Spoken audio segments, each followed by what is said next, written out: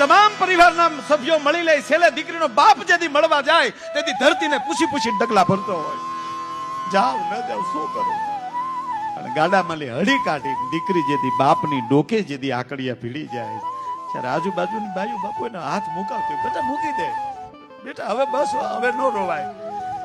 તેથી બાપ માથે હાથ મૂકીને એટલું કે બેટા હવે રો તો તારા બાપના હમ છે, માથું દુખે બેટા તારું, લઈ જા ગાડામાં, લઈ જાઓ મારો બાપ.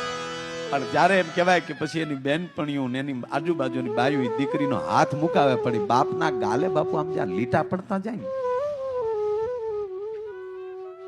ને ગાડું હાલતું થાય ત્યારે બાપ ધરતીમાં હેઠો બેહી જાય. આ ચિત્ર જોવા મળશે કે કેમ?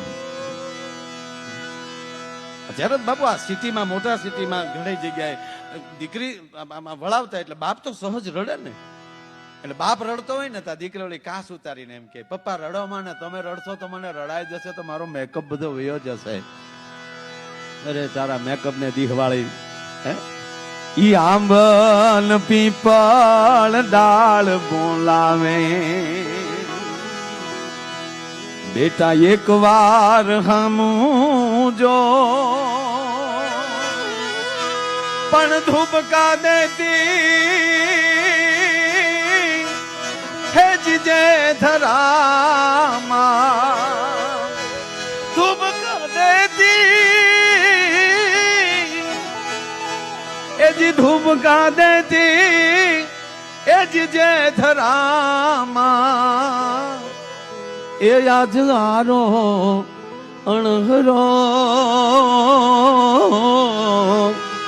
કાળજા કેરો કાટકો મારો ગાંઠથી ચૂટી ગયો, કાળજા કેરો કાટકો.